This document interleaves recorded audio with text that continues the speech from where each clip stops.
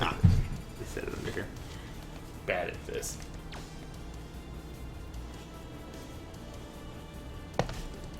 Alright. Let's count it down from 5. 5, 4... Hey there! Welcome to the first episode of the Super Dude Bros podcast. Super Dude Bros Super Show. Super Dude Bros Super Podcast Show. Bros Super... Yeah, you get the joke. You get it. I'm one of your hosts, Insomnia Bob. And I am the other one, Jarrah. And today, to start off with, we're going to be reviewing a very interesting game called Gundam Breakers 3. This series was previously exclusive to Japan and still kind of is. Pretty much it still is. This is one of those really cool Japanese mecha games that we don't really get over here stateside because they figure we just don't like giant robots enough. Well, they're fucking wrong. But fortunately for us, the PlayStation 4 is now region-free, meaning we can play import games without any weird software or hacking. And very, very lucky for us, there was a Southeast Asia version of this, which has an English language track for some reason. Yeah, so as you'll see, all the menus, controls, even the subtitles for the characters are all in English. So this is... I mean, honestly, I really don't understand why this game isn't available with, like, just a general US release. It doesn't really make sense. Right?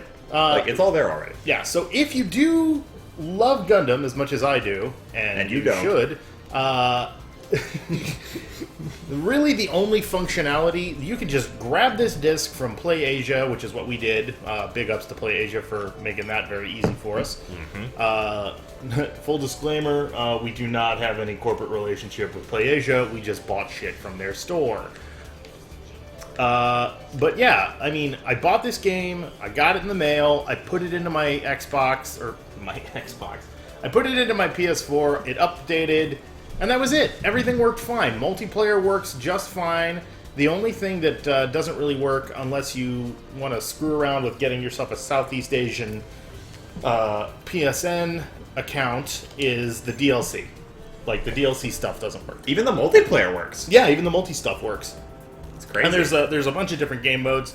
Gameplay-wise, this kind of plays like something between Armored Core and Dynasty Warriors Gundam, if you ever played that game.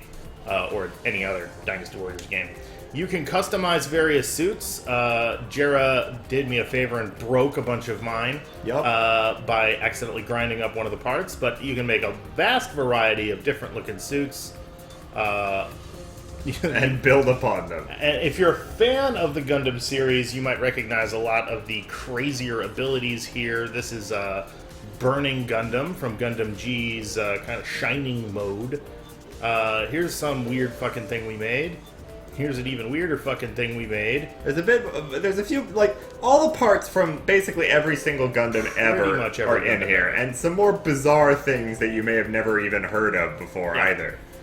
Yeah, so even if you're just, like, kind of a casual fan of the Gundam series, you will very rapidly be able to make some very cool looking stuff. Here, let's open it up and just kind of show you how impressive this is, really. Yeah. We are only, I'd say, probably a couple hours into the game. But we've already gotten access to a large library of parts. Slow it down a bit and... Yeah, so as you play through the game, you will encounter various enemies. You beat the shit out of those enemies and break them. When you break them, they drop loot. Loot is parts, and parts are loot. All of these have stats. You'll notice that they each have a level, so that increases their damage or their HP that they grant your mech. And standard to what you might expect, you can grind these parts together, you can grind duplicates together to make one part stronger, or you can just toss a bunch of crap parts into one good part to level it up. There's also kind of a generic upgrade currency called plastic. Yeah. And you can also combine multiple parts to unlock other hidden parts. They're mostly from Unicorn and Iron-Blooded Orphans, the newer, more popular Gundam parts. Yeah, I mean, there's actually a lot of weirdness hidden in that system, it seems like. But we haven't gotten there. It's huge. There's so many parts. I mean, this isn't even all of them yet. Like, this might look like a shop. This is just what we have in our inventory after playing for a few hours. And we have been grinding, like, for example, we have a bunch of this particular bazooka. So that will obviously go and be used to upgrade. The various heads. There's, like, a lot of dynamic customization you can do. That's a fucking bizarre one. Pretty much any Gundam that you've ever seen in a show is represented here. I really have always enjoyed the kind of generic, like the Jigen and the Justa, like the non-main character suits. But no matter where you started, Mobile Suit Gundam, Gundam Wing, G Gundam, what have you, Gundam Seed, other more terrible spin-offs. Alright, first off, there is no more terrible spin-off than Seed. But, yeah, regardless of what shows you might be familiar with, you're going to find something, and even if you don't, who gives a shit? It all looks really cool. There's a ridiculous degree of customization that can be done. One thing that really impressed us is that the visual effects of a part, like, for example, this head here that I'm wearing has a little thing off to the side. That's a Vulcan pod, and that actually has an in-game effect. That is a usable item. This chest part, the Gundam ground type chest, has a mini Vulcan and it's got a Vulcan cannon and a multi-launcher. So if you've ever been playing a game and you see like a character that has knives strapped to their leg and he never uses them once in the entire game, and that frustrated you, you'll enjoy this, because if there is a missile, grenade, energy sword, engine on your armor, you have the option to use it in combat. Yeah, and some of the Gundam shows had like a particular gimmick, like phase shields or some kind of crazy, GN reactor thing. Or those are all represented in the stats. Like, there's special abilities. For example, the GN drive here on the 00 Quanta T, which has various effects. So, like, all of it's really accurate in a way to the in-game systems. When was this game released, Bob? This game came out like a few months ago, I think. A few months ago? Okay, so this is still pretty new. It's fairly new. It's still fairly new. There's also a really interesting system where you can say there's not enough crap on your mecha already. Well, that's okay, buddy. We can add more. There's a modular system where you can add additional parts, like rocket pods, beam cannons. And you don't just have to add them to one location either. You can move them around to different locations on your mech and then scale them up and down. And everything on your mech is paintable. Every single thing. Yeah. There's also a really cool decal system. One minor frustration that we had with it is that there's no decal creator, so you're just kind of stuck with like the generic decals that come with. And there aren't a lot of unlockable ones as far as we can tell. I haven't found any. There are still a couple hundred, and most of them are gonna suffice, given that the text that appears on them is roughly the size of an ant compared to your... Yeah, so there's the caution mark system, so that's... If we turn those on here. Yeah, let's see if we can get them to show up. Yeah, there. You can see one on the arm there.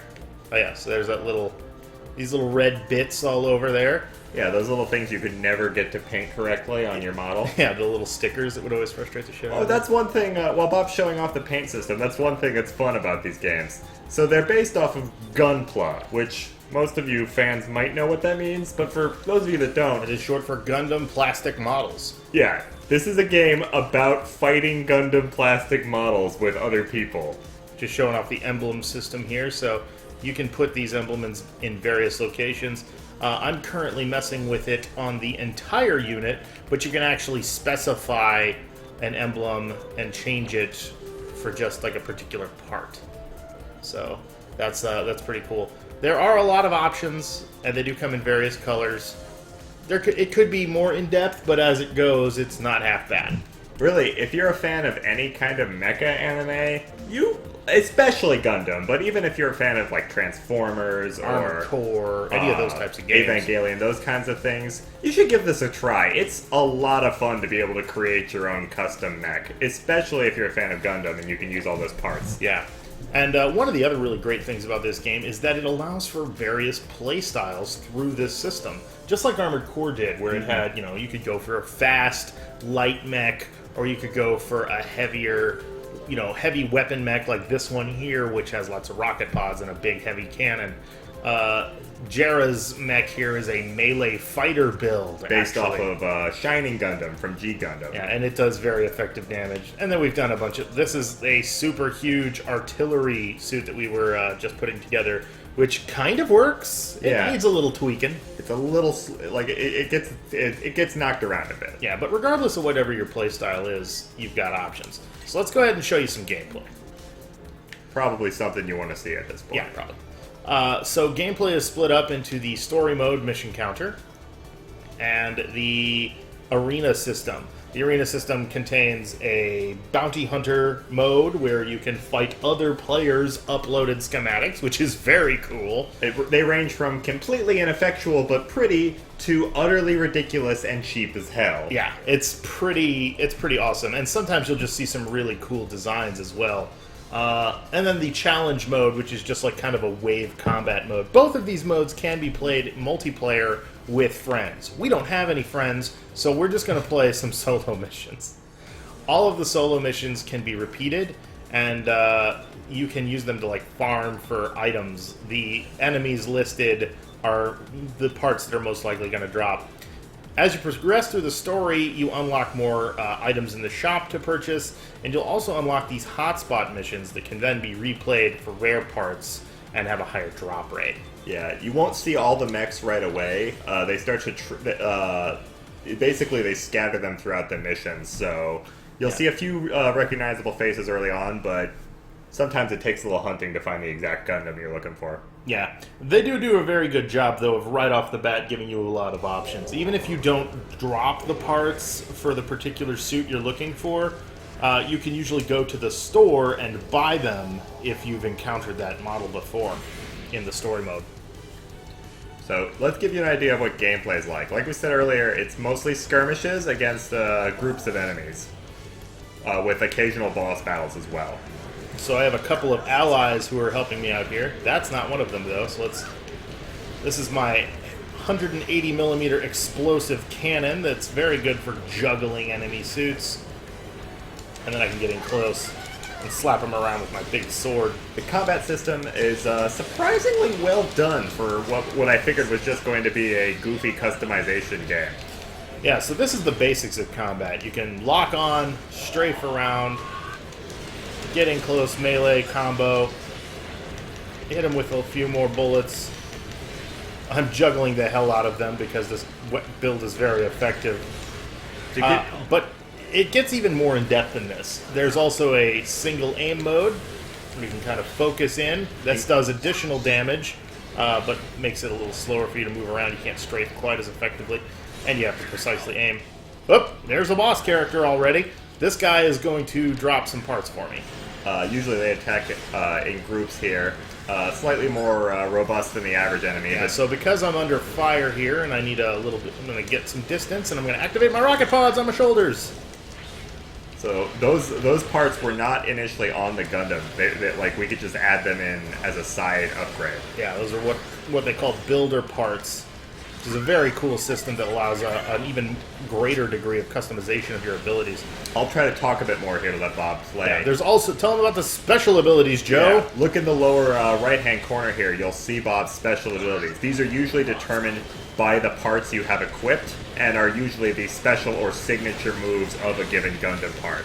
As you can see, he has 2 different rocket launchers equipped here and makes great use of their cooldowns to deal heavy damage to his enemies. They've got long cooldowns, but the damage is well worth it if you can stay alive until it comes back up.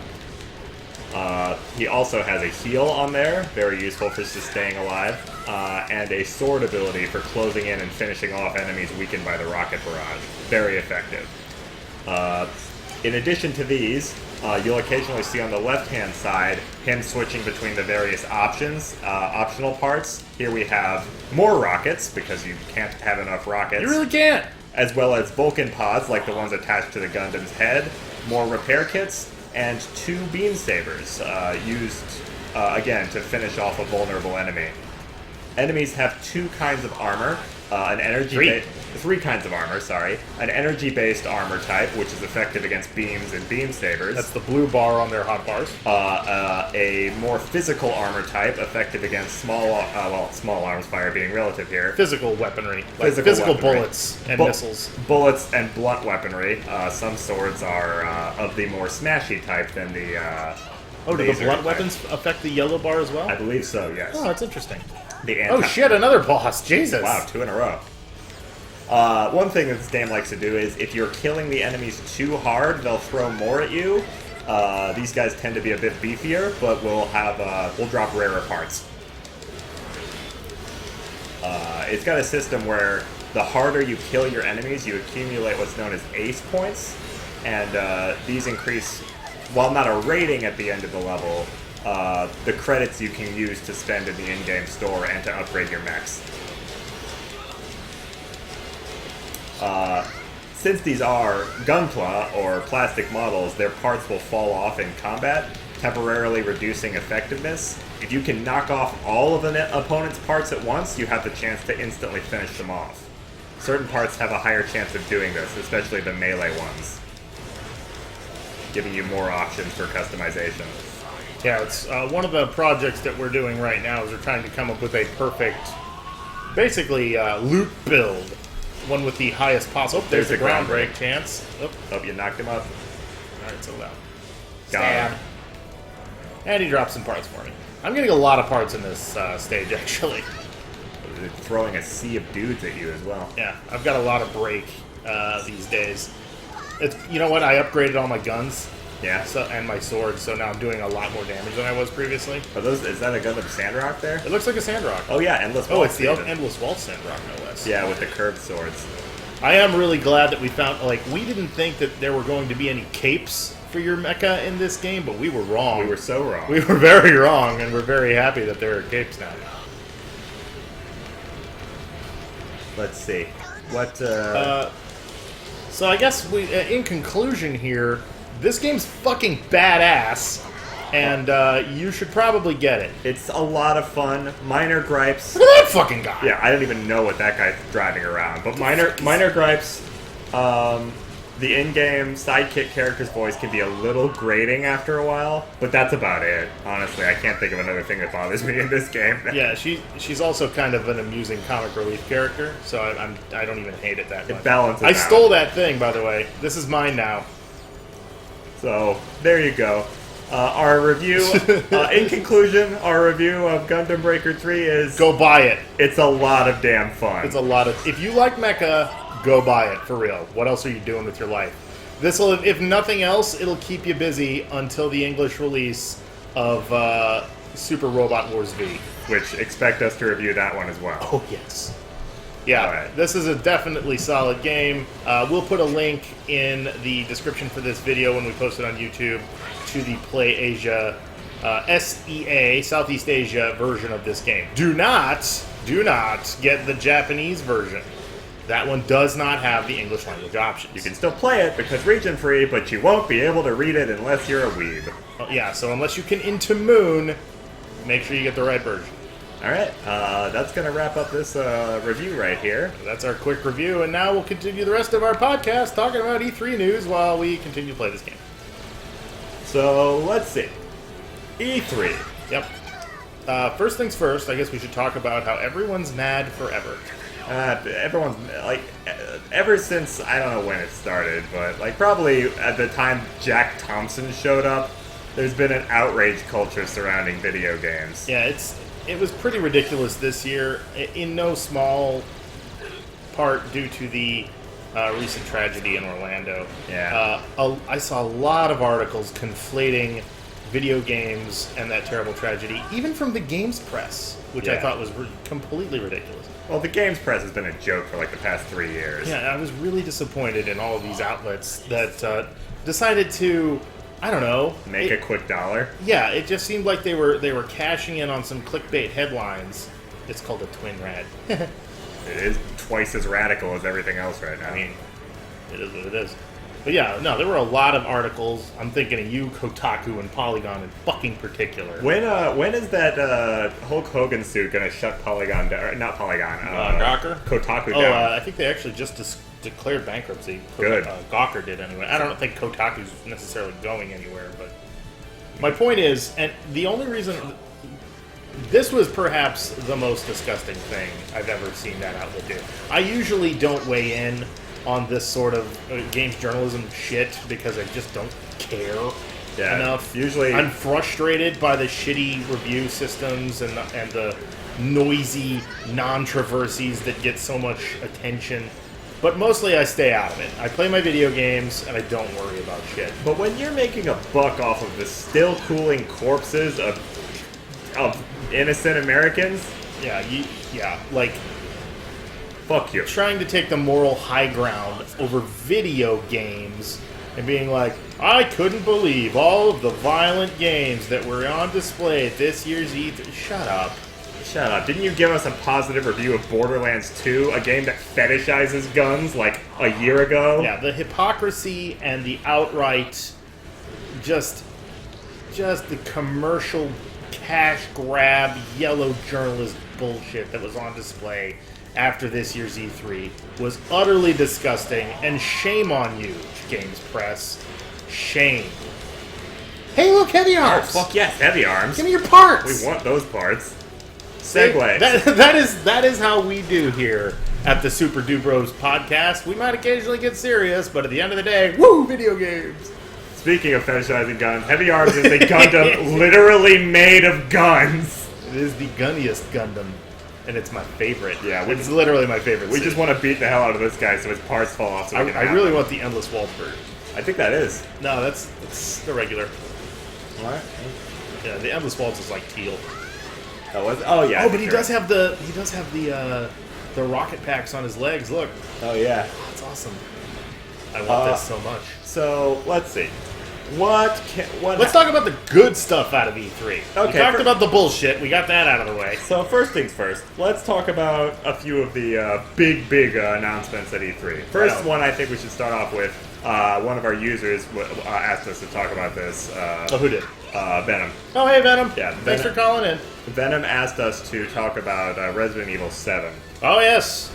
Now, that is going to be interesting. Now, apparently, well, to start with, Resident Evil 7 is apparently, is it VR? I think it's VR. I think it's VR compatible. I don't know if it's required. It's at the very least a first-person horror game. So that's a departure for this series, but it's a departure for a series that's become known for departures, so what are you going to do? Yeah, right. Steal his base, Jabber. Give me this.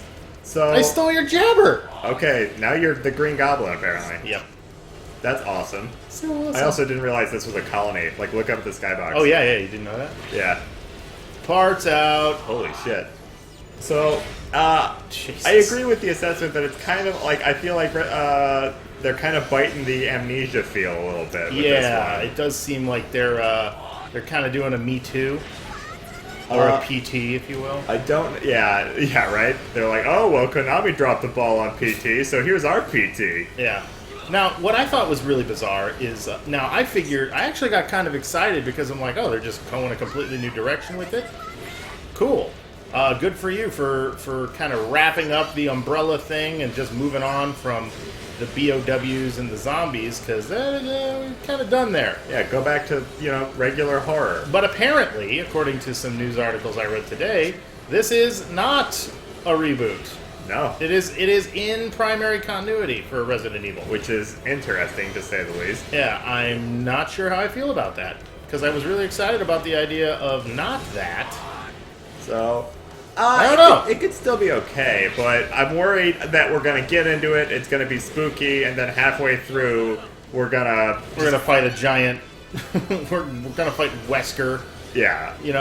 or something. Or a bioweapon's going to show up and completely ruin my immersion, something like that. This is how little faith I have in Capcom these days, by the way. Like any other company, I would see this huge departure from their kind of classic game type, and I'd be like, oh wow, that's really interesting. I wonder what they're going to do there.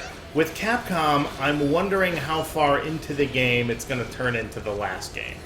Yeah, right. You know what I mean? Like, that is what I'm thinking is going to happen with Resident Evil 7. I think at some point the curtain's going to fall away and we're going to see the man behind it. I don't know. Like, in some interviews, the lead director has been like, we heard you guys. We know that a lot of people didn't like Resident Evil 6. They said that about 5! Yeah, that's true. And then they doubled down and went even deeper down the rabbit hole on that one. Yeah, so I don't know. I want it to be good. I hope it is. Maybe I'm a little jaded when it comes to Capcom. Like, if they can go back to Resident Evil 1... That's really cool. That feeling of, like, claustrophobia and what the hell's gonna be behind the next door. It would be really cool. Like, I didn't mind too terribly the Resident Evil series going from horror to action. Because they were really good action games for a minute there. I didn't like 6 very much, but that's another conversation. I felt like the more the curtain was drawn back, the less I enjoyed the games, because, like, yeah, the more and more that we knew what, like, because did anything new get introduced in number 6? I don't know. I couldn't even get all the way through it, man. I couldn't either. Like, it was pretty much just the same shit, though. Somebody is doing some evil bioterror. Well, were there even any new enemies? Enemy types. I mean, there were, like, probably some new bosses, but not. But there was no mystery, and I think that's one of the main reasons why 5 and 6 were so crappy. Whereas even that one on the boat was way better than either of them. Yeah, because it was a mystery. It was like, wait, what the hell's this stuff? I think that's so crucial. The unknown is an important factor when it comes to horror. It's so important that you not always know what's going to be behind that door, and that, like, the plot be a mystery as well. Because if you already know what's all going to happen, a lot of the horror is taken out of it. Yeah, and I think that was definitely a major failing for 6. It was very predictable.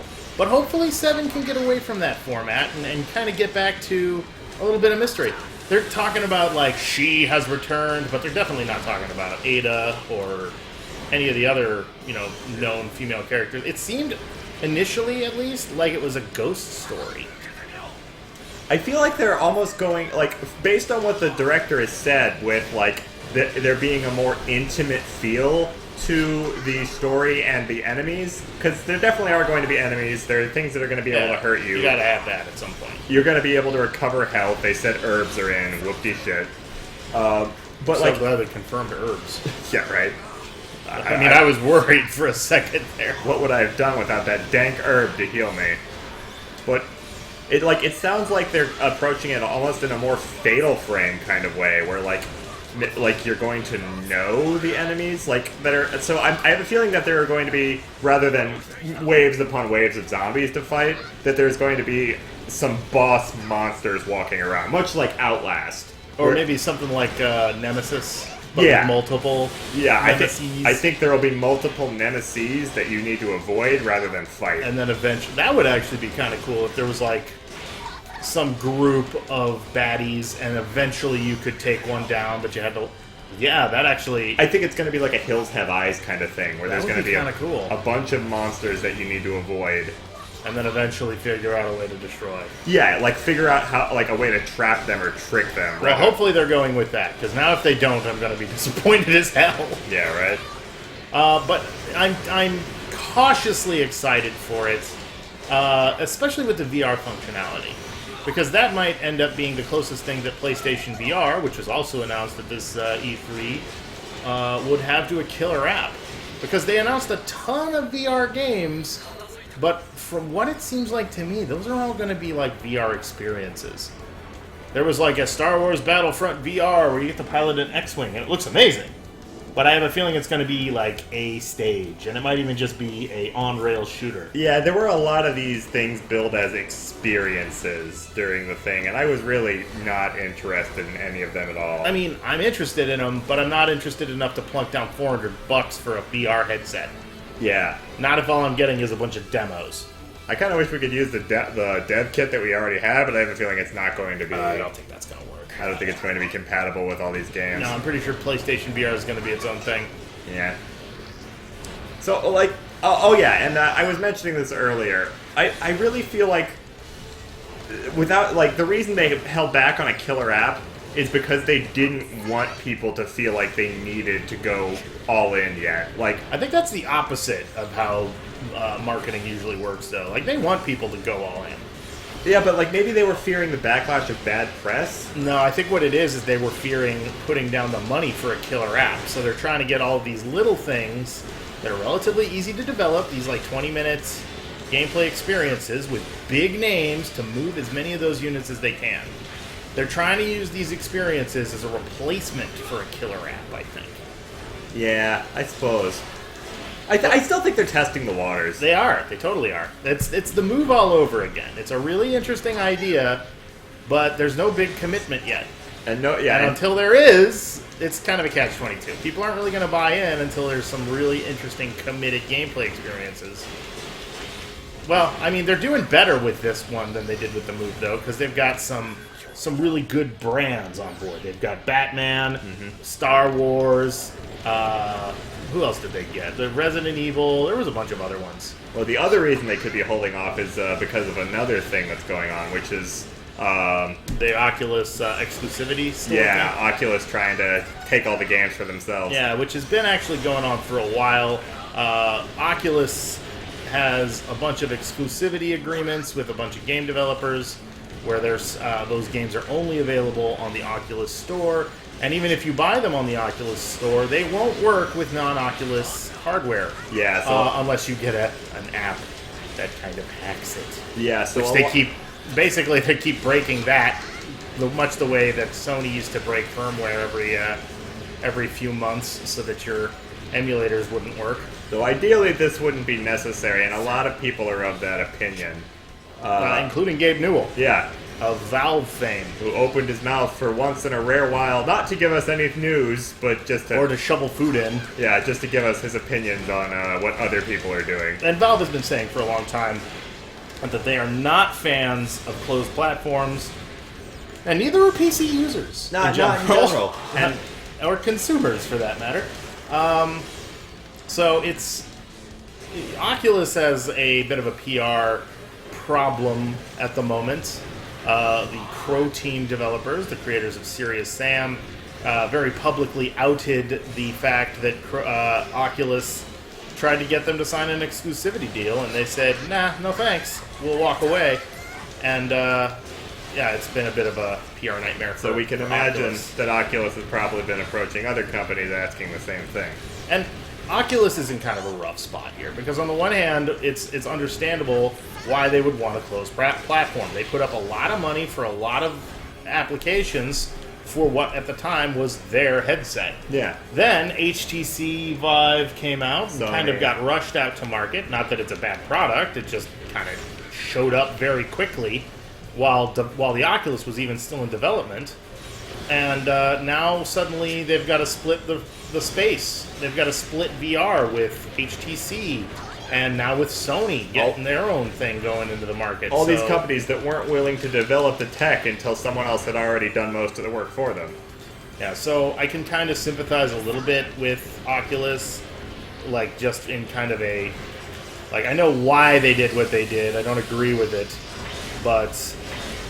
You know, they were in kind of a rough spot. They have to try to figure out a way to keep as much of that VR money in their pockets as they can. It'll be interesting to see how it shakes out. I do think that Valve has the right idea about this. You need an open platform. You need to be able to support developers and let them create their games for as many places as they can get it out for, and not try to hold on to work that isn't even really yours. Anytime people try to strangle the market, it always hurts the developers and the players more than anybody else. And it causes a PR backlash. EA had to eat dicks over Origin for years. It kind of still does. It still sucks. Everyone still hates Origin. Valve had to deal with a bunch of backlash from Steam back in the early days because it sucked. Yeah. Because the only thing it was good for was playing Half-Life and Counter-Strike.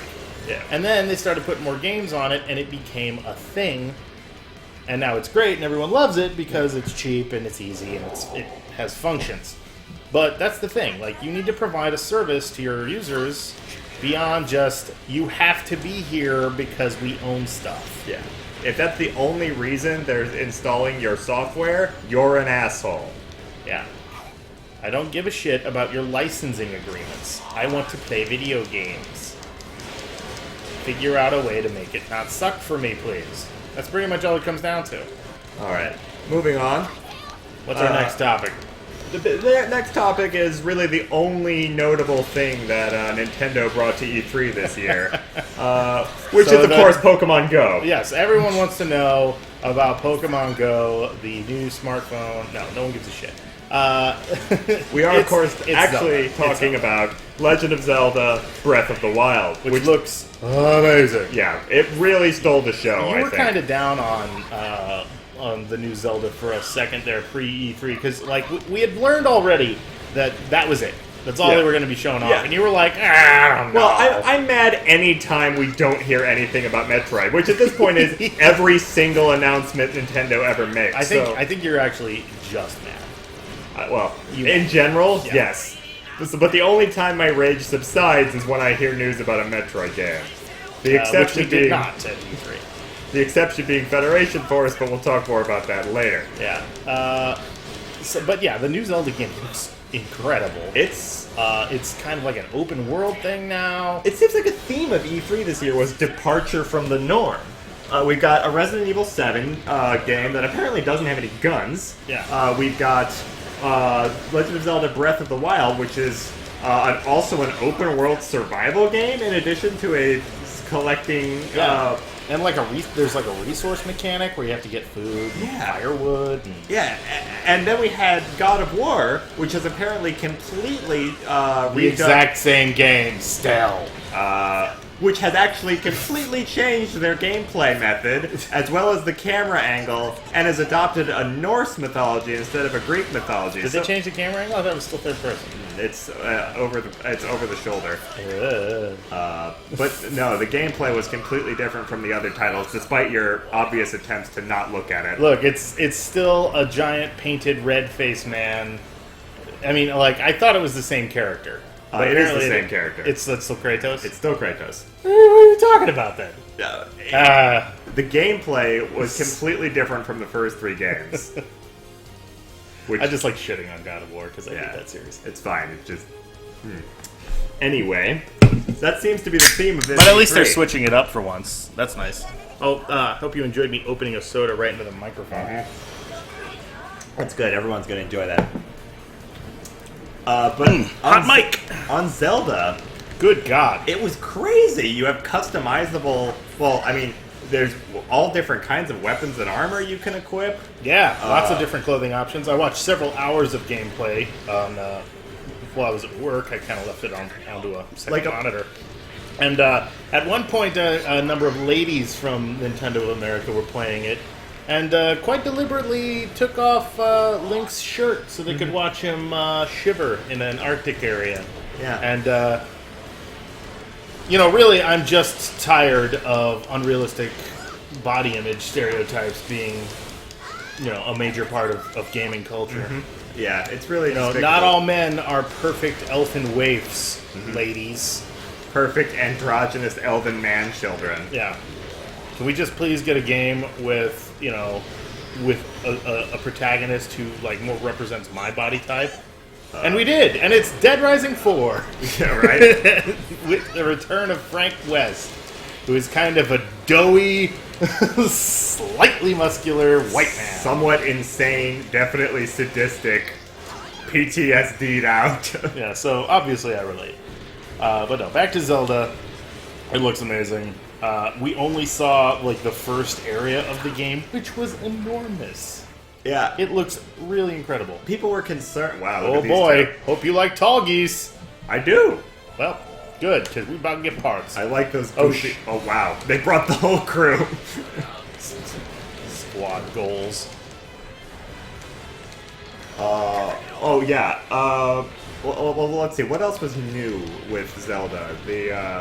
There doesn't seem to be like any NPCs, despite the fact that they alluded to some kind of... I did see an NPC. Oh, you did? It was the old man. Oh yeah. And he was like, I think he's like the old sword guy, like the "it's dangerous to go alone" guy. Oh yeah, like they implied that was going to be that guy, but they said there's some kind of trading and resource mechanic as well. Yeah, I think there is going to be like towns and hubs and stuff, but they didn't show them off in the game. It seems like Link in this new game awakens from like some kind of cryogenic slumber. There's like ancient technology in the game now. I know the Zelda chronology is a loose and tenuous nightmare to track, but it seems like this is taking place at somewhere in the Wind Waker timeline, from what people have said. I wouldn't even bother to try to depuzzle that, because look, none of these games have ever been technically sequels of one another. Not until recently. They've been thematically related. I mean, I guess sort of Skyward Sword did that with the... Skyward Sword established itself as the very first in the series. Yeah, but that's kind of like a retcon thing. And then they came out with a timeline after that to tell us like which games were thematically and chronologically linked. Yeah. Is that official, or is that just... It's official, yeah. It doesn't really matter. It's like trying to put a timeline on the Sonic games. Like, what does that do? You could, but why? Like, I mean, it helps if there is... before Sonic weebs come and light us on fire. How dare you! Come at me, you motherfuckers. I mean, if there is a lore to this game, I'm sure that's related to it, because they've been doing a little bit of that with the more recent games. I guess so. I'm not really going to worry about it too much. The thing that makes me excited is that this goes back to the original theming for Legend of Zelda, which was a link between the past and the future, which seems to be implied here with the remnants of an ancient technology lying around. Yeah, it kind of goes back to A Link to the Past, which is, and to Ocarina of Time. Yeah. Well, you know about the original concept for Legend of Zelda, right? It was supposed to be a time travel game. Was it? Yeah, you were supposed to go back and forth between like a fantasy setting and a futuristic setting. Oh, I didn't even know that. Yeah, that's where A Link to the Past originally came from. Huh. Yeah. Well, now that I think about it, A Link to the Past didn't actually have very much past in it. No, not really. There wasn't any time travel at all in it, if I recall. No, it wasn't. You did go to like the Dark World, which was cool. Yeah. But yeah, there was no time travel. Like, it was like The Link to the Past really was like referencing the fact that there was like an ancient prophecy and some nonsense. Yeah. But yeah, so excited about that. Very excited. We still don't know what the fuck the NX is, but apparently the new Zelda game's going to be out for that, so it'll be I don't know what platform I'm going to play it on. I don't know if it was a misstep on Nintendo's part to still not give us any specs on the NX, because it probably would not have stacked up to the Project Scorpio or the PS Quattro, whatever. Yeah, I mean, I don't know. Because historically, they've had the weakest of the systems, pretty much. I think it was smart of Nintendo to just focus on Zelda. Yeah. Just get people hyped up for Zelda. They did announce a new Paper Mario game and a couple of other things. Which people are not excited about because it's not an RPG, and apparently the NPCs are like way too samey in this one. Like, historically in Paper Mario and Thousand Year Door, there was a huge library of different and varied NPCs. Oh, Gundam Heavy Arms EW attack. Oh, nice. It's a full Macross missile spam. Yeah. Awesome. But yeah, this one looks like it's going to be like Sticker Star and kind of be very boring and safe.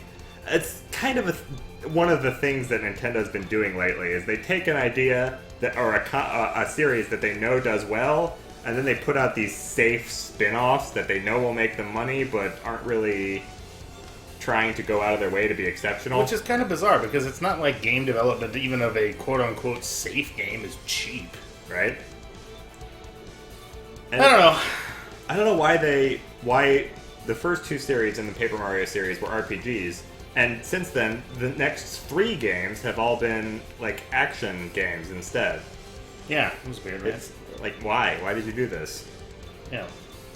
What happened to your RPG department? It's the same Did company. you kill them all? I just don't know why they've got them making these instead. Like, like apparently those were the same guys.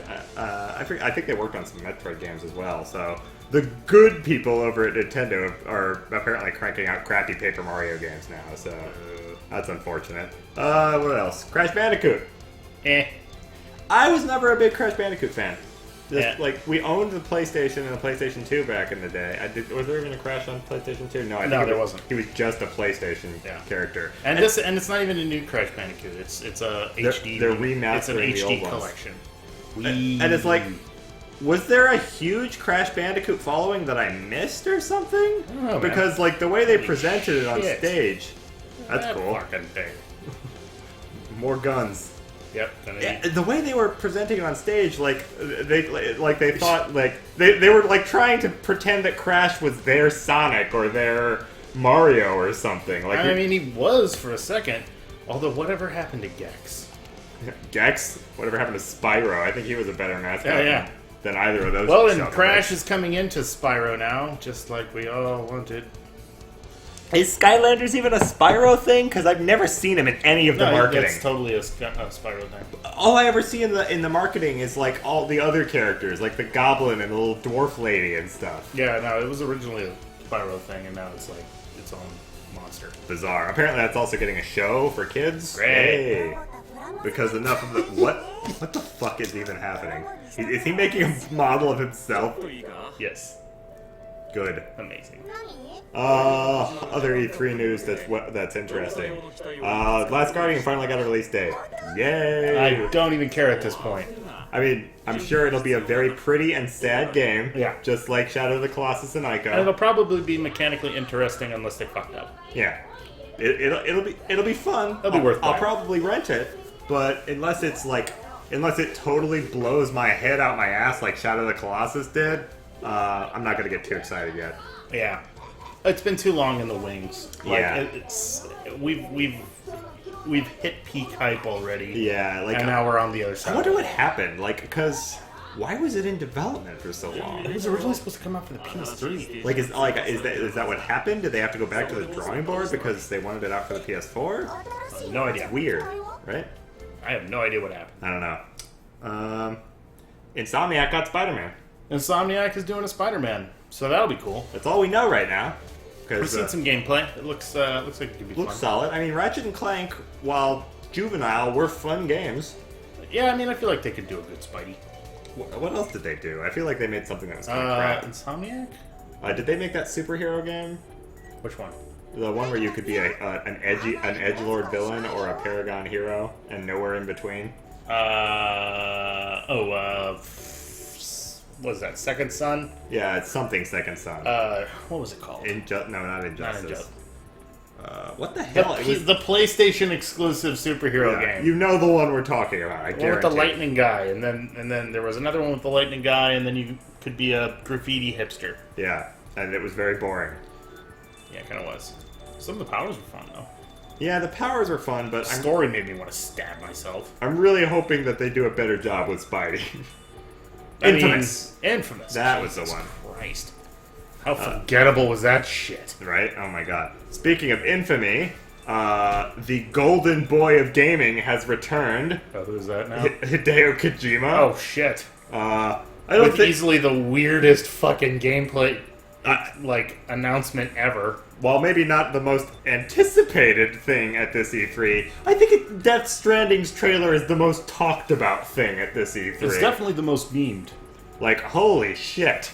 What did we even witness? I have no idea what the fuck is happening. It's just a beach full of dead marine life, naked Norman Reedus, MPreg, man baby, handcuff, what the fuck simulator. Yeah.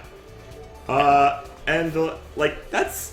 I'm interested to know more, but at this point it's like, it's too far into what for me to... What else can we say about it? It's super bizarre. We got some tweets from Hideo Kojima. Oh no. Yeah, hinting at what the hell to expect here. So basically, Dear Kojima-san, what the fuck? Signed the internet. What do we have here? So, he implied that Stranding is not a reference to being stranded, but rather the strands that connect people. Oh boy, here we go. It's Kojima again! Let's see. I have to say, I'm a little worried about what Kojima does when he's not on anybody's payroll. The answer is whatever the fuck he wants. I know, but I'm excited. Shit was pretty weird before. Yeah. Will it make any sense anymore? I want him to turn video games upside down, because in a lot of places, video games are pretty stagnant. So, if he can inject a fresh batch of, I don't know what's happening to my life into video gaming, I'll be okay with it. Even if it means we have to suffer a few pretentious copycat hipster titles from time to time.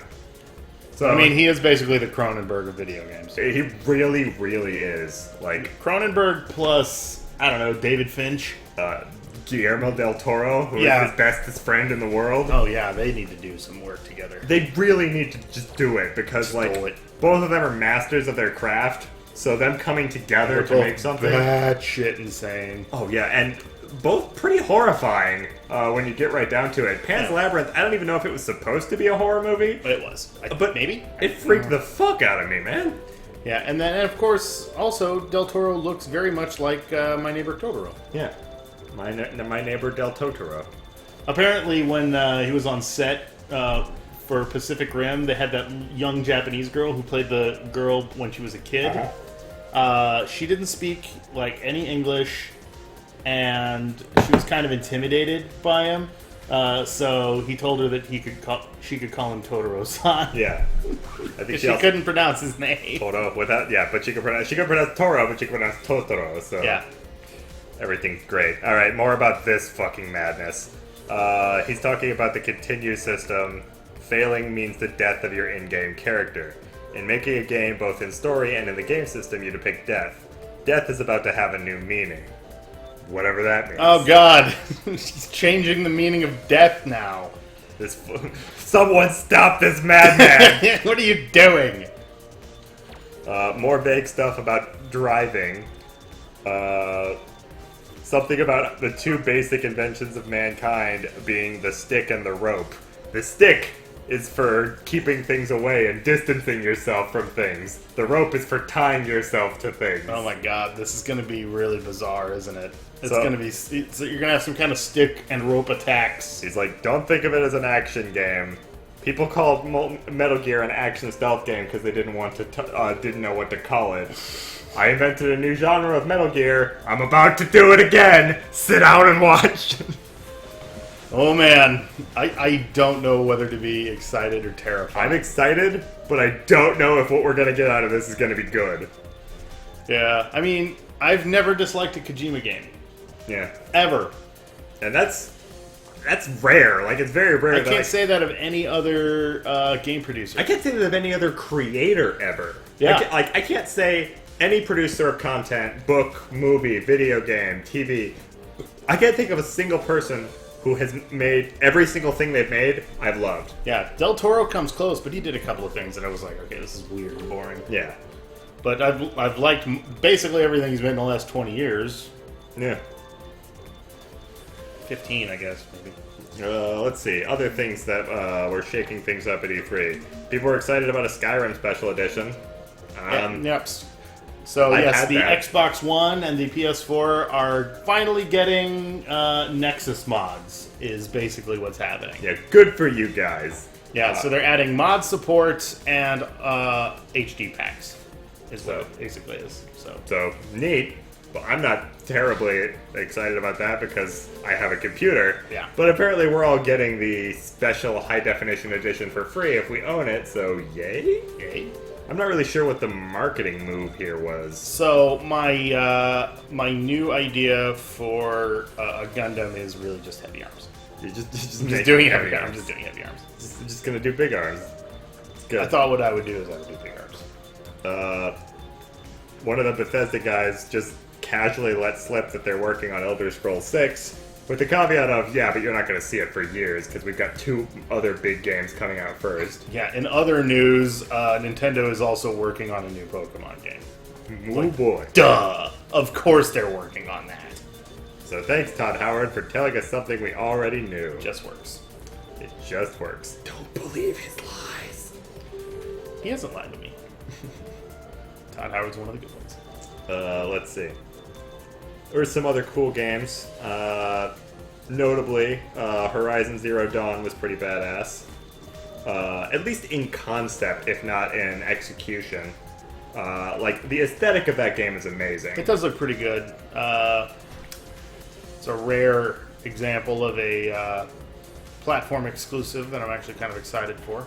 Yeah, that crazy tribal cyberpunk aesthetic is just really, really cool. I wasn't sold on it initially, but it looks like they've really got some interesting gameplay systems, so I'm interested to see where they go with it. Other games that are on my personal radar, Final Fantasy 15 will probably be fun. It'll probably be good. The VR experience that they had at E3 was apparently pretty boring. It looks like hot garbage. And not a lot of fun. But the No game surprise itself there. will probably be enjoyable. Yep. That Detroit game, what was the subtitle of that even? I don't know. But yeah, the totally not Blade Runner game.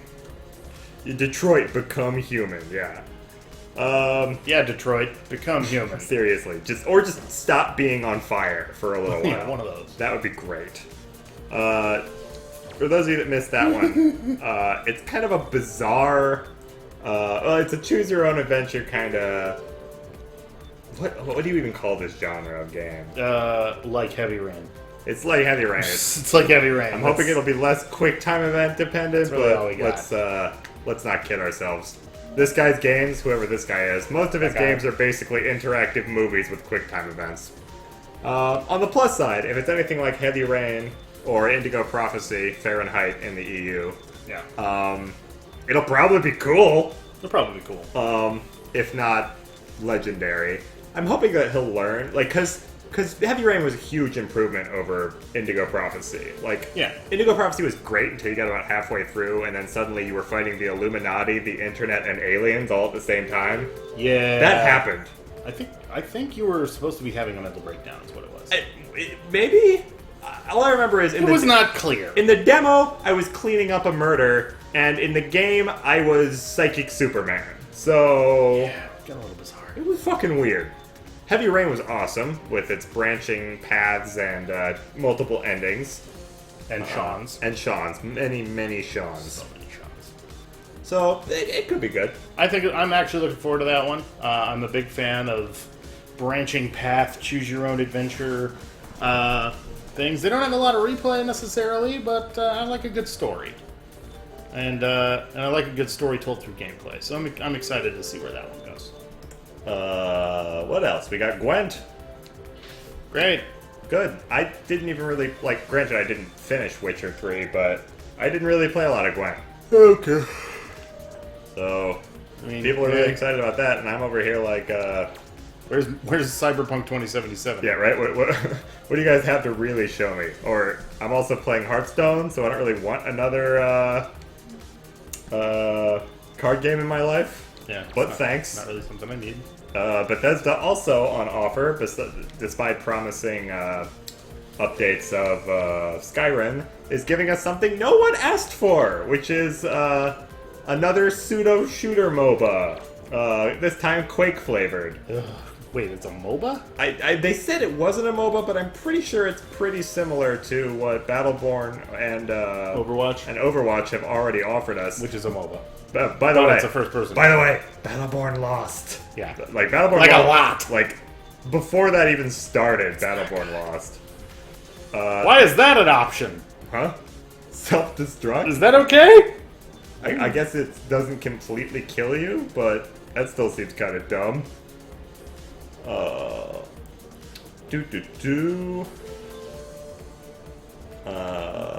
Gears of War 4. Woo! I think that just got like an announcement trailer. I don't think we got anything else. Meh. But I think we know what to expect. Chest high walls? Gritty corridor shooter with chest-high walls. And football players crouched behind them and grunting. Yeah, I'll fucking pass on that one, thanks. Did I tell you? Did I tell you that Cliffy B had the nerve to rag on Overwatch's art design? Motherfucker. Really? Your game... Does he have any other colors on his palette beyond brown and gray?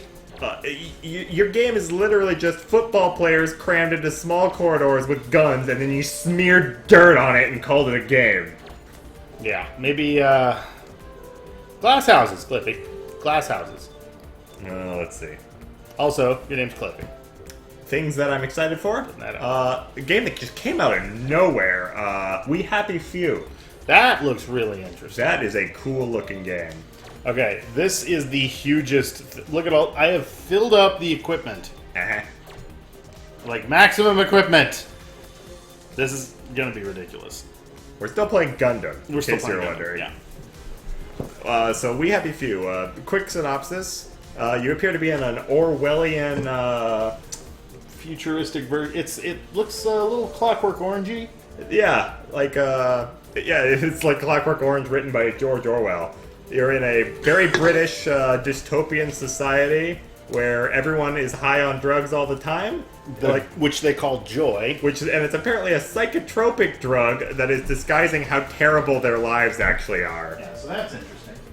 And I think it's it's going to be like an action adventure game once it finally is fully ready. I'm not sure. Yeah, it looks like a first-person, maybe not a shooter per se, but maybe a runner. Maybe something more along the lines of Mirror's Edge or Stanley Parable, perhaps. Yeah, something like that. Hard to say from the gameplay trailer we saw, but it definitely looks cool. I'm definitely got my eye open for that one. We got a trailer for Kingdom Hearts HD 2.8. Yep. Did we get a release date for Kingdom Hearts 3? No. Okay. I don't even think we got a new trailer for 3. Woof. Well, at least we got something on that series. I mean, it's still happening. We know that much. Let's see. Wait, Psychonauts in the Rhombus of Ruin? How did I miss this one? Because we hate Tim Schafer now. Yeah. That's why. Ugh. Oh, and it's, that's why. It's a PSVR title. Oh, boy. So, yeah, let's talk about we talked about the PSVR, didn't we? Yeah. So, double cancer on that one. Yeah. Great. Good exclusive, guys. Jeez. Sonic Boom is getting a sequel. Woo! Bye-bye. Star Wars Battlefront is getting stupid VR stuff. Actually, their stupid VR stuff looks amazing. Wait, Toho? Like, official Toho games were at fucking E3? Probably. That's bizarre. Look, man, there's only so much other shit they can show off. Oh, Warhammer 40k Inquisitor was apparently at E3, but I didn't hear anyone reporting on that. That's because it's like a mobile title that's coming to... What? Inquisitor's mobile? That's not what I heard. No, it's like an iPad game. That's unfortunate. I thought.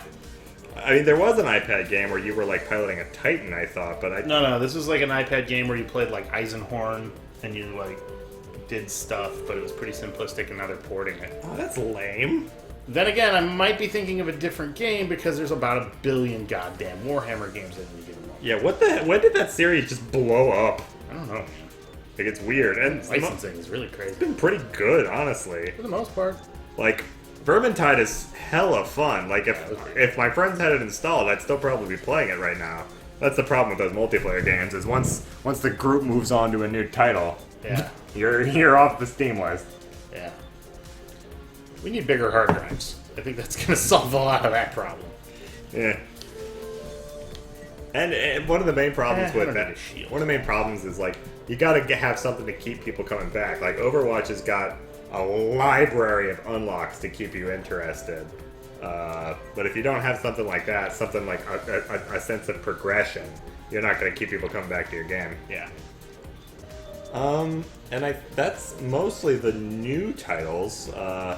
There was also featured some things that we already knew were coming out. The new South Park game, the Fractured Butthole.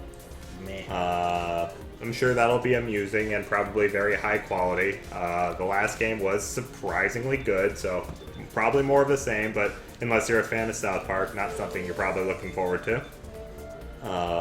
Let's see.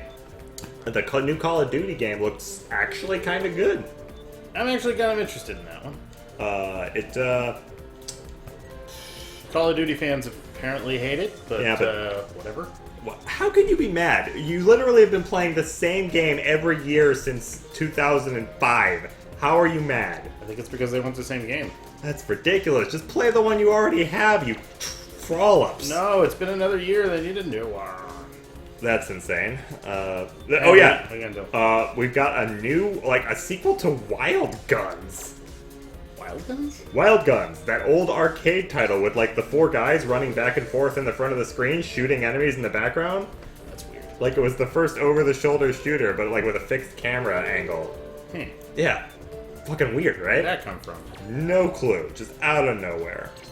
Watchdogs 2 looks like a hot garbage fire. Mechanically, it looks okay, but, oh man, the cringeworthy protagonists and the dialogue. It's, oh my god. I'm a hacktivist. Even Tumblr thought that stupid guy with the mask, the fucking emoji mask guy. Oh, good lord. Nobody likes that guy. So, if they don't kill him off 3 minutes into the game, they're fucking up. Yeah, I mean, it's... Yeah. I can't get excited about That's that some jack-off at that company's Shadowrun OC, I guarantee. Holy crap. Yeah, I was not impressed. Not impressed at all. Not so good. Let's see, we got a new Saints Row game. But it's not a Saints Row game. Agents of Mayhem? No, it's like a spin-off. Yeah.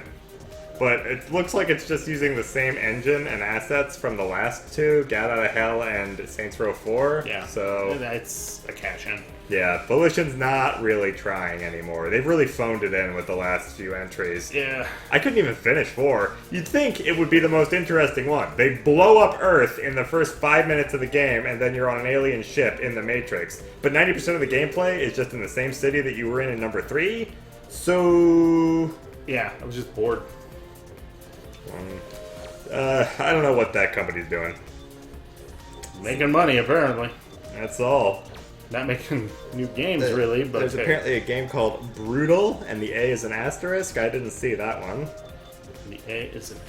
Or not an asterisk, it's an ampersand. Or not an ampersand, the fucking at symbol. Yeah, It's stupid. it's stupid. I'll take a look at that and let you know what the hell that actually is. Cuphead is still in development. Good.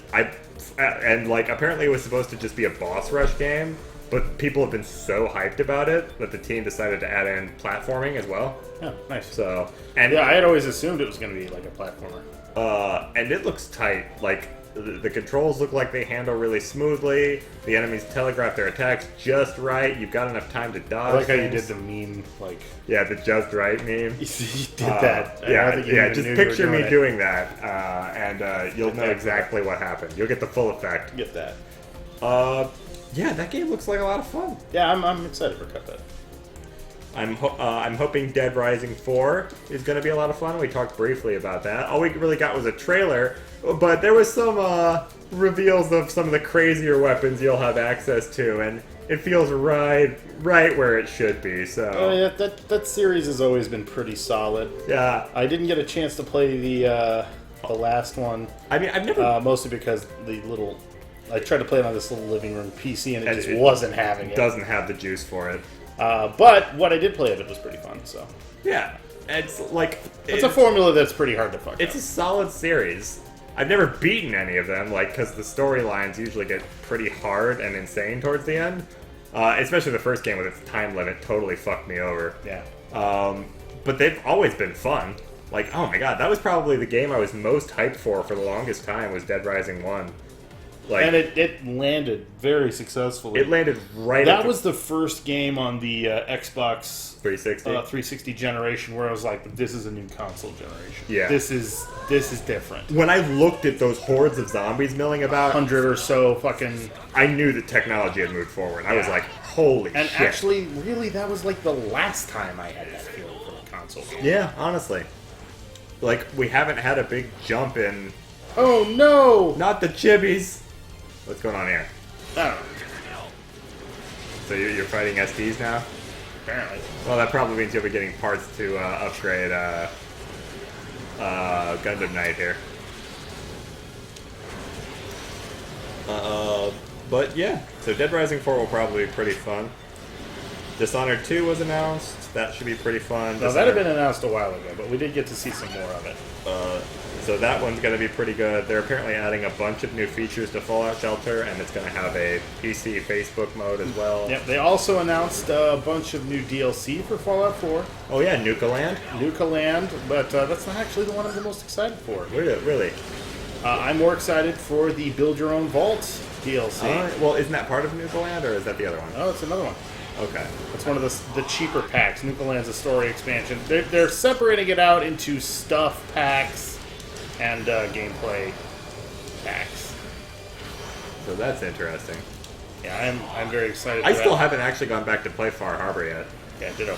I haven't played any of the DLCs actually. I'm waiting on a graphics card that can max that thing out. I haven't actually gotten through the main storyline. Yeah, me neither. Like I'm just because I want to play it at its best. Yeah, when it's complete, right? Yeah, Is what we keep saying. Yeah, I'm just kind of. Well, I want to play it at its best in terms of graphics. Yeah. Like, I don't want to half-ass it, so I'm just kind of waiting. And I also want to stream it. So soon, hopefully. Let's see. Halo Wars 2, who cares? Right. A sequel to Grow Home, who cares? Yeah, Ubisoft announced plenty of garbage. Gravity Rush 2, boobs care. An incredibly cringeworthy Trials game set in the Blood Dragon universe. Yeah, right? Woof. Wait, isn't Trials about bikes or something? Yes. What the fuck is happening? Cash-ins. Cash-ins are happening. Jeez. Injustice 2, we... I never thought that Blood Dragon would... Like, it was such a ridiculous premise, and then they have somehow taken that ridiculous premise and made it, like, really, really... It felt so exploitative and cash grabby, that trailer for that. Yeah. Like, if you want to cringe, I highly recommend watching it. Yeah, and then if you want to kill yourself with cringe, watch the Watchdogs 2 trailer right after it. Ugh. Worst dialogue and most annoying character design of E3, hands down. And, like, the character introduction trailer, because I was like, okay, who is this dude? Give me something to like about him. The character introduction for him looks like a shitty music video. There's no dialogue. It's just like him standing around thug-lifing selfies at the fucking screen. And, like, while EDM music plays. And there's, like, kaleidoscope effects. It's ridiculous. It's not a good sign. Who asked for this? Also, why won't these guys die? However, there was at least one game at E3 that had a relatable and likable African-American protagonist. Mafia 3. I'm really excited for Mafia 3. I don't know if the African American protagonist there is likable, Well, but I'm at the very least interested in his video game. he just can't be any worse. But I love a good revenge story. Just can't be any worse than this hipster piece of crap we have over here. God. And his voice sounds like a black guy or a white guy doing what he thinks a black guy sounds like. Yeah. Did you get that? Is it just me? You know how Barack Obama sounds like a black guy doing what a white guy sounds like? Yeah. Yeah, it's like the opposite. Like, that's what it sounds like. It's weird. It's just weird. It's not good. It's a bad look. You're kind of getting your ass kicked by these shrimps, dude. Right? What the fuck's happening right now? Like, I don't know if it's just that you're running into a boss fight with a new Gundam, or what. It's not going well. I didn't check to see what level these parts were. Oh yeah, they may not be up to snuff. That's one trouble we found with playing this on the hardest difficulty is... Yeah, I don't seem to be doing a very large amount of if you damage. don't grind your parts up, you will kind of get your ass beat, just stat-wise. Which is pretty much what I expected, but it's also the worst it's the worst way to handle an increase in difficulty, is just to slap extra stats on everything. It'd be nice if there was a way to easily deal with that. The problem is that you've got 3 equally nasty enemies, so when you focus on one, the other 2 are just going to come up and slash you in the bollocks.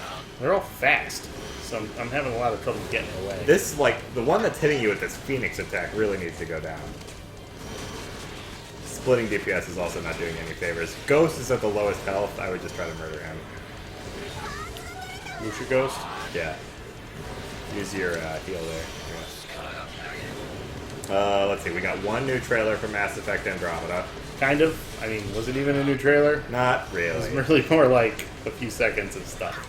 It didn't tell us anything about the game, really. It didn't introduce any characters. We have Anasari. Yeah. That's it. That's all we got. And totally not Ashley. Yeah, right? Prey. Oh man, that's one I got really excited for this year. That game, I don't know what's going on, but it looks cool. It looks like there's shape-shifting alien goo and some kind of weird storyline dealing with things. I'm excited. Some people were annoyed that it wasn't the Space Bounty Hunter game that Prey 2 was supposed to be, but... It seems like there's going to be some Space Bounty Hunter. And 2 detractors who try to argue that Prey 2 was going to be better than whatever this is. You never saw it. I will remind you that you never got to play that game, and you also probably did not play Prey 1, which was an incredibly cringy... It wasn't cringy. It was pretty bad. Like it was 90s FPS is what it was. Like, okay, that part was fine, but the like super forced Native American mysticism that was happening made me uncomfortable. It wasn't that bad. It was... You were... Okay. Turok Dinosaur Hunter was definitely worse. I don't know if it was. As far as first-person cash-ins on Native American culture and mythology. Like, you had to fight angry alien Native American ghosts as the respawn mechanic in that game. It was bizarre. Stop. The other guy has 2 hit points left. Stop aiming at this guy. Oh. Get him? Cool. Probably got him. Wait, are they all named Ghost? Yes. So you were like, kill Ghost. And I was like, okay.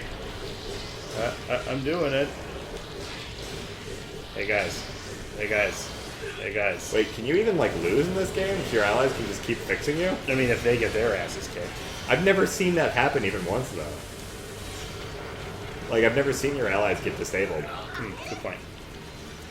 So, like, it might not be possible to lose this. I'm wondering if, like, going down, like, seriously impacts your ace points or something, though. I don't know. It helps that your regenerating ability there seems to heal them as well.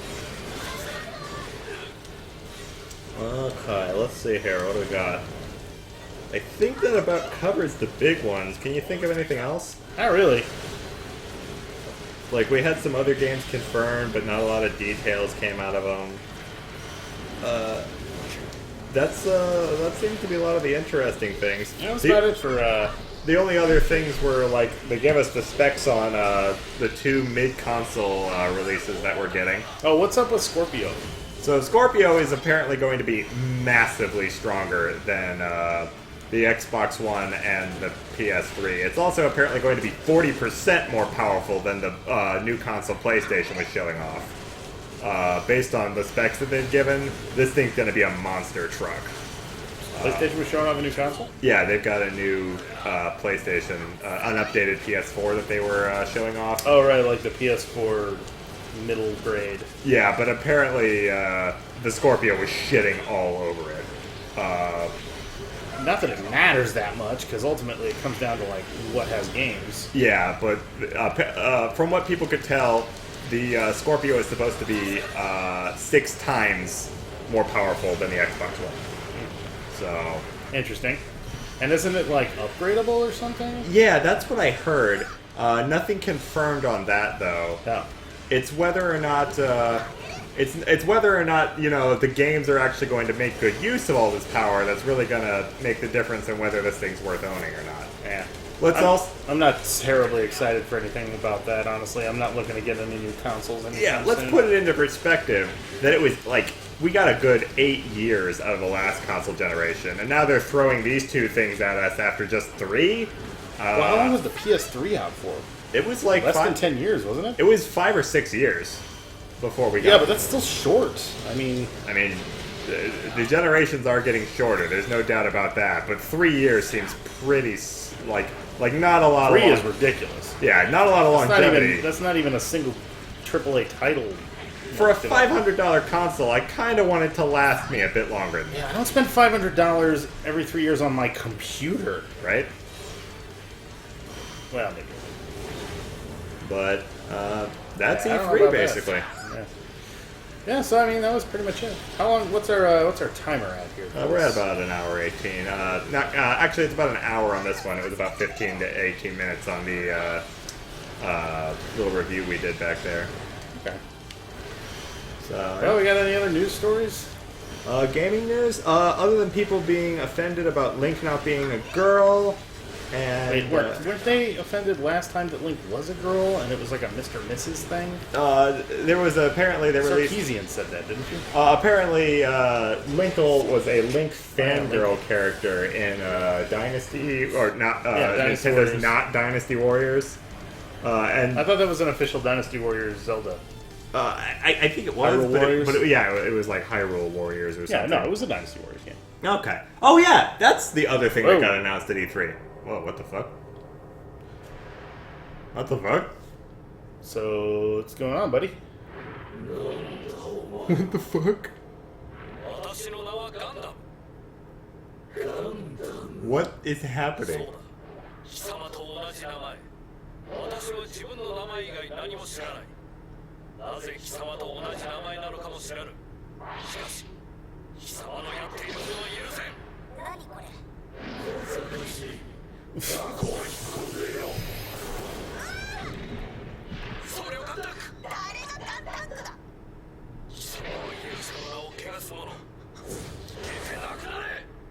Good. What the hell is happening in this game? Satan Gundam. Apparently, Robota. This is happening. Apparently, Robota has become the protagonist in a '90s JRPG.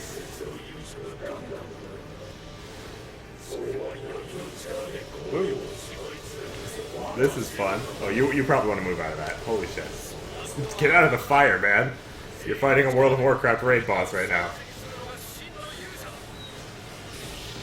Ow. But what I was saying is we also got an announcement trailer for Dynasty Warriors Berserk, which should be pretty ludicrous. Yeah, that should be great. I'm excited for that. Remember, you've got that R1 dash that you can use to get out of things if lightning bolts head in your way.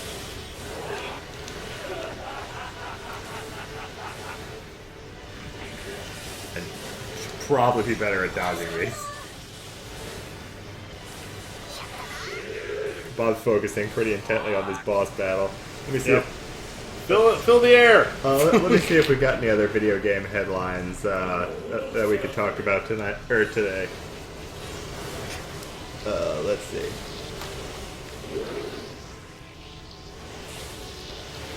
Pick me up, you jerks! I'm so close to having my ultimate ability. Apparently, Microsoft is going to share their exclusives between the Xbox and the PC now. That'll be cool. So, no more having to own an Xbox as long as you're a PC gamer.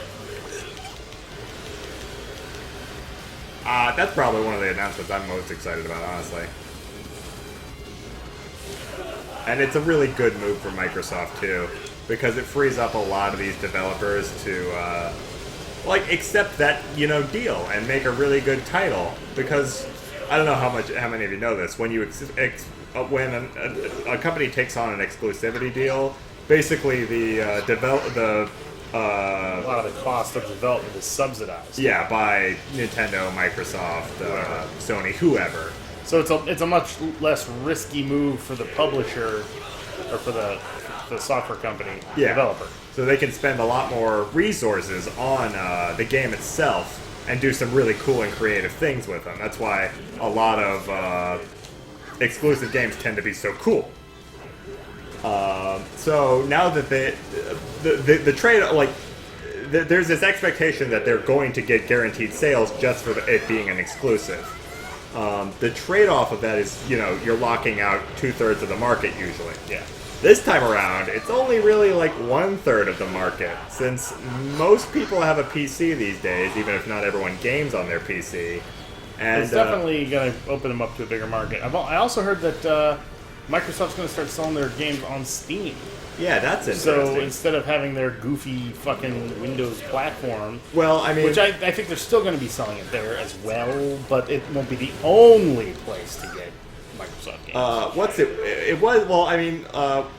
Games for Windows Live was a fantastic failure. Everybody hated it. It was obtrusive. A bunch of games didn't run correctly. It was a nightmare. Eventually, it shut down. Broke a bunch of their games. So they obviously didn't want a repeat of that. So it just made sense to go with just selling their games on Steam. It's obviously the correct move. This guy's really kind of a big deal, isn't he? And the WoW raid boss comparison was an apt one with all this fire he wants you to get out of. And that he takes an hour to kill. Damn you, Lord Satan Gundam. Satan Gundam is best Gundam. This game is very cool. It is a super fun and cool game. And this is way weird. Let's see.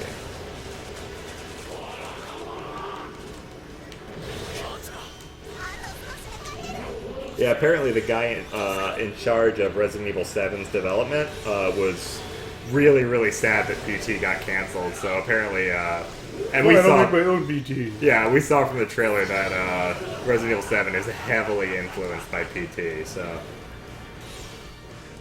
like, but that's weird though. Like, I kind of gotta wonder what they're gonna try to do, since PT was ghosts. And ghosts are kind of outside of Resident Evil's wheelhouse. They've always been about sci-fi horror, not supernatural horror. Yeah.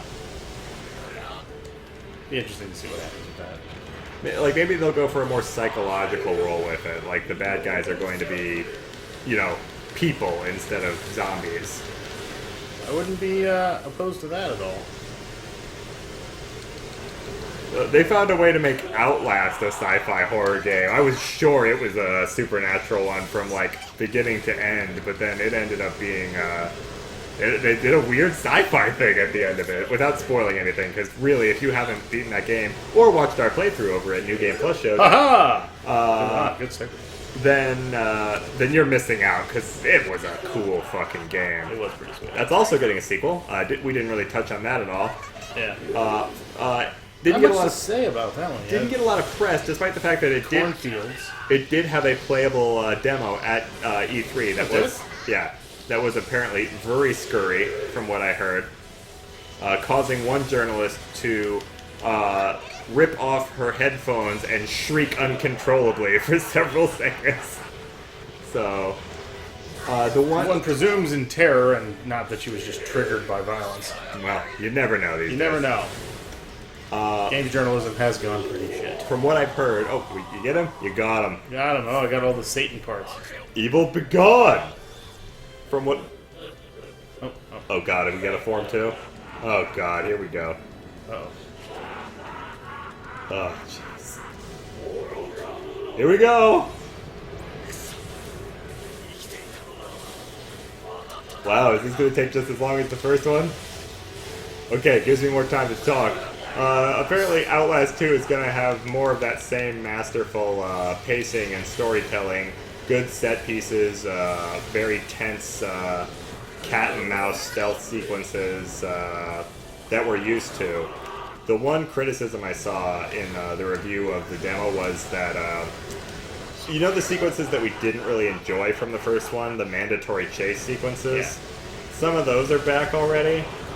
And the game still doesn't really give the player good tools to deal with those sequences. So if you take a wrong turn, you're just dead. What? So it's like, I really feel like they should turn to like horror movies for inspiration here. Like, you should be able to do the things that a panicked person would do in these situations, you know? Throw a shelf. Yeah, throw a shelf behind you, barricade a door, buy yourself some time to think. Hell, even that shitty Xbox game from back in the way back, the Cthulhu one? the Call of Cthulhu one. I was just thinking of that. That had, I think, the best horror chase sequence in any game ever. And that bit in the motel where you just had to hit. It was actually a little frustrating because until you figured out the exact sequence of events and what to do, you could lose a lot. Yeah, but the core idea was pretty strong. Yeah, it's like you run from there's people trying to bash your door down, so you run out one door and into the next, and you have to lock each door behind you as you go, and shove a thing in front of the door, and make an improvisational barricade, and then climb out a window and jump. Yeah, and then jump out a window, and then dive down under that window before a hail of bullets fucking erupts over your head. It was so cool. It was very intense. It could have been... Mechanically, it was not great. Yeah, it needed a little bit more love. Ooh, Jesus. Oh, you should probably res yourself. Just go ahead and do this. Like, so I feel like more horror games could learn from that. And given that these guys have proven that they know a bit more than the average bear, they should definitely apply some of that to their game. Jesus, this guy is a monster. still don't know what the hell's happening, but this is the most, this is the craziest fight they've thrown at you yet. For sure. I really don't know how you're supposed to read that lightning attack. Maybe you're just supposed to dash through them and try to minimize your damage.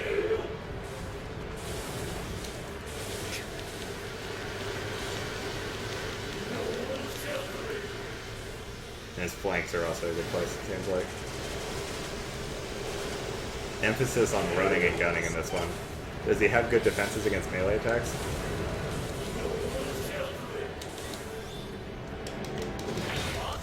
Apparently. Brutal. He perfect outed you. But yeah, that's I think the end of our E3 coverage there. I think that'll do it for the first episode of the Super Dude Bros Super Show podcast.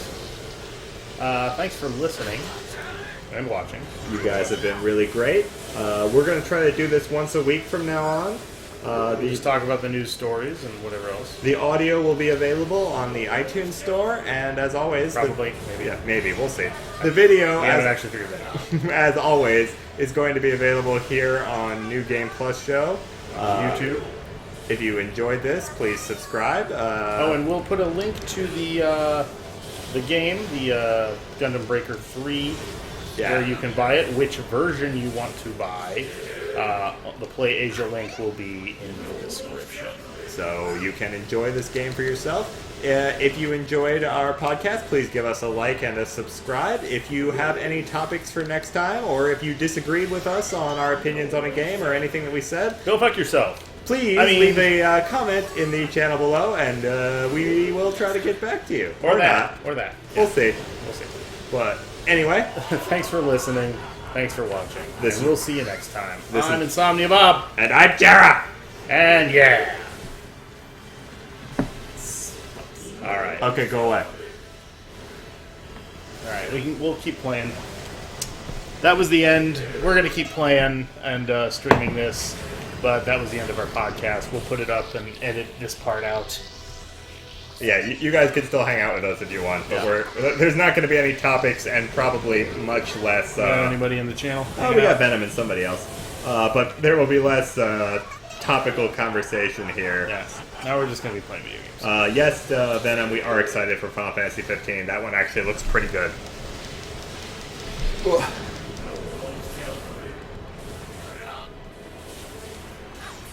There's a timestamp on when we should end at. Almost exactly an hour and a half, so nice. I'll make a note of that in my... Yeah, that's pretty good. Chat app. That should be about the average, I think. Yeah. We just ran out of... we probably could have... I was kind of zoning out because this boss fight got really hard. Yeah, and I could tell. And we kind of ran out of things to talk about, so it seemed like a good time to end it. But yeah, I mean, that's a good level. Yeah. Like, anything over an hour, I think would be pretty good length for our podcast. Yeah, I feel like 15 minutes is good for a review, and then we can get some footage from this and condense it into a 1-minute review. I think we can... And if we wanted to, we could put up just the review by itself as well. Yeah.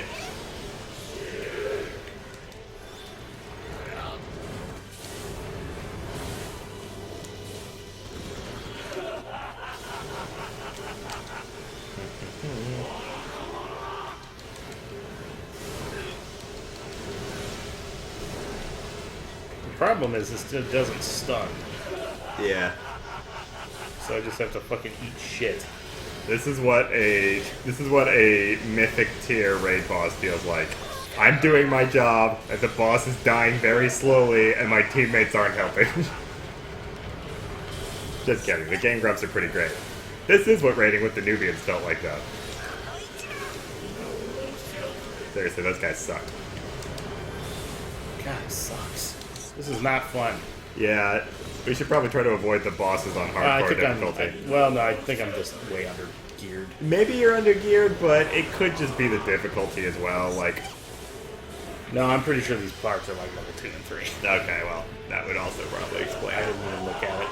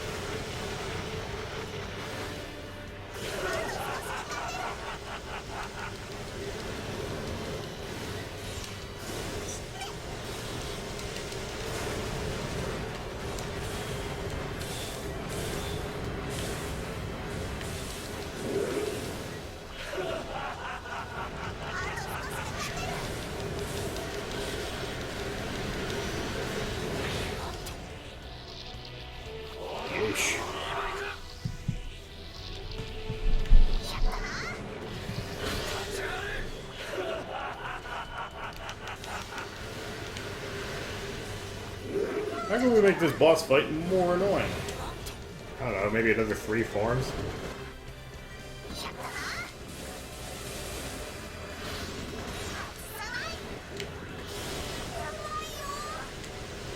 He fucking fills the entire stage with bullshit. This sucks. That is no good. I just have to constantly keep moving. Now I'm out of healing items.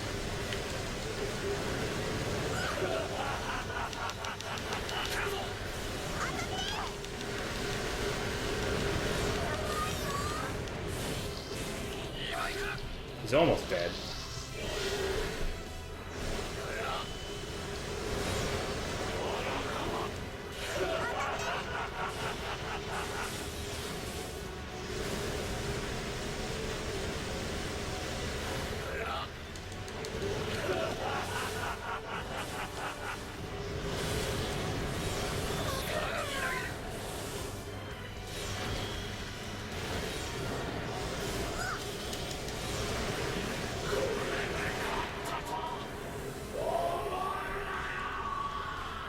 Oh, I think I got him. Fucking finally. I can hear you mashing the buttons at the end of that there. Yeesh. Yeah, that one was a little bit of a chore, huh? Yeah, I gotta check these parts, man. I like this setup. It's got a lot of shoot. Definitely do. But yeah, I gotta check these out. But this is literally just heavy arms gear. Yes, Plus a bazooka. And probably not even the best bazooka. I kinda don't like this bazooka.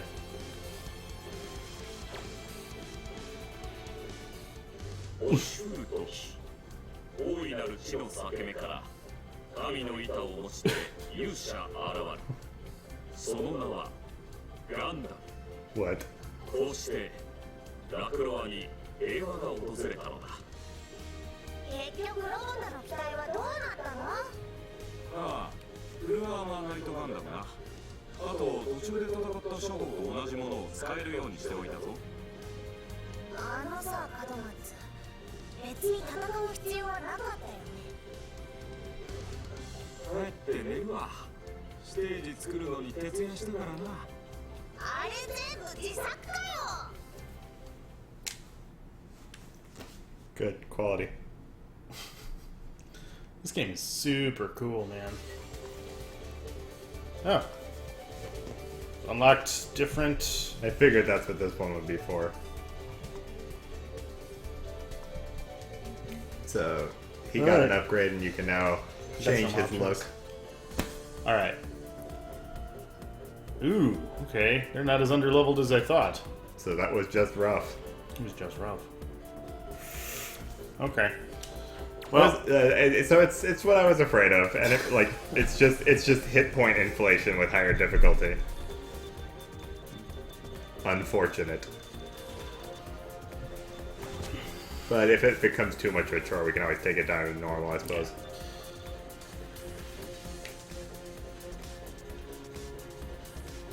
Let's see.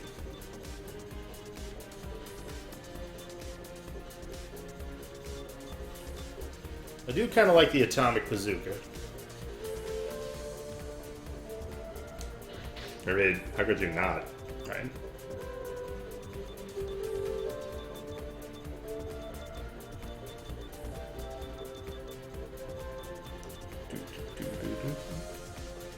The GN bazooka isn't bad, but it wasn't that good either.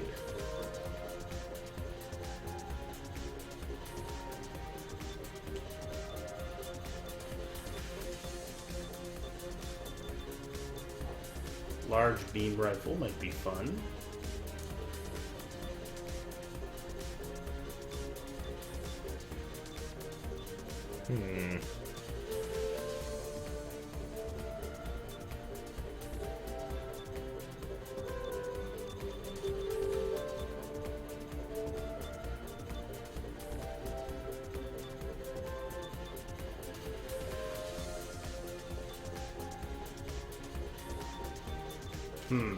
What do I want to play with here? Let's stick with the atomic bazooka for now. More kaboom. Can you do like what gives you the sustained Gatling gun firepower that we're used to from like that one guy had that just tore you apart in that? Oh, that would be a primary Gatling gun. Okay. So I could do like the beam Gatling gun. Because I feel like we haven't tried one of those straight Gats out yet. If we wanted this guy to be all there was gun. the mega Gatling gun. Because I feel like bazooka should be a backup gun. Yeah. Yeah. All right, so we'll go with the primary Gat, and I didn't really like this beam saber as a primary.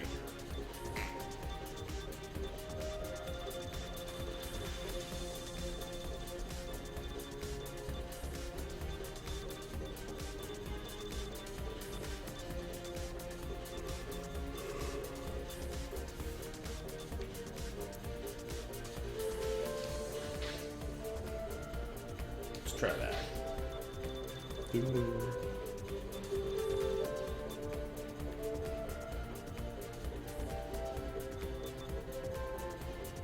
Go back to the GN sword, I guess.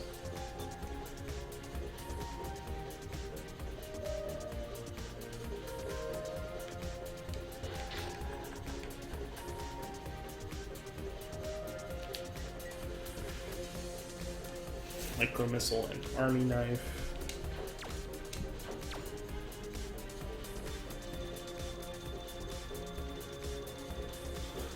Well, these are all white parts, and they're all under level 10, so... Oh, they're all white? Yeah, they don't have any bonus things on them, so that's not doing you any favors. So let's get some... Let's get them up there.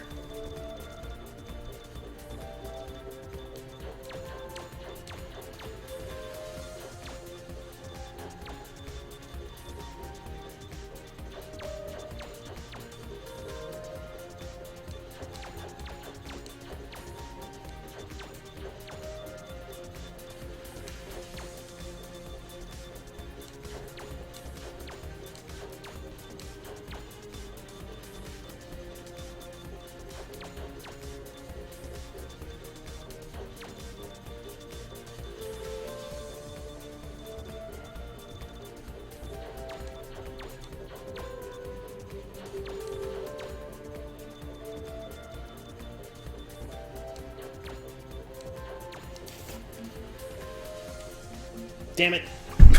What? I fucked up. Alright, let's get some, Alright, durability, resistance...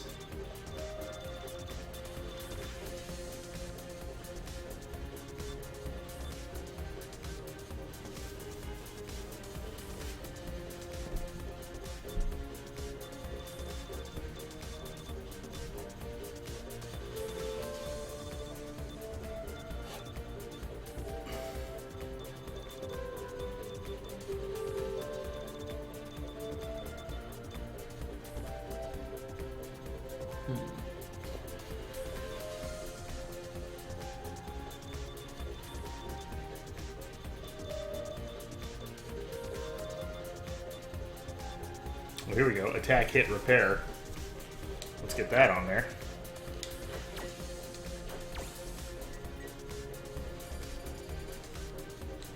Yeah, you need more sustain given the beatings that you've been taking in the past couple level.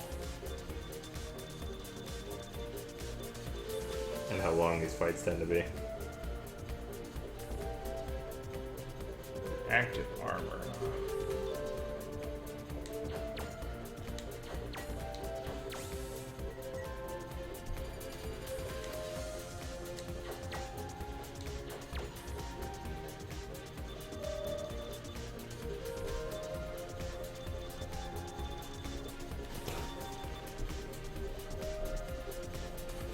Particle coating. What's that do? Something cool, I guess. Durability.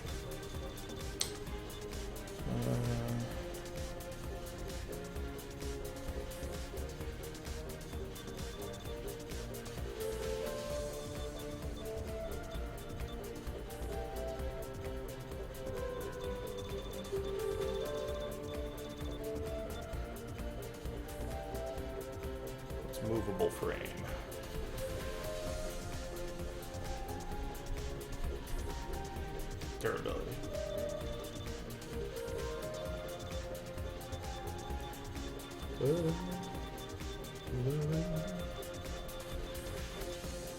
Alright, let's go ahead and shut the stream off and turn the AC back on. Yeah, sorry guys, we're boiling.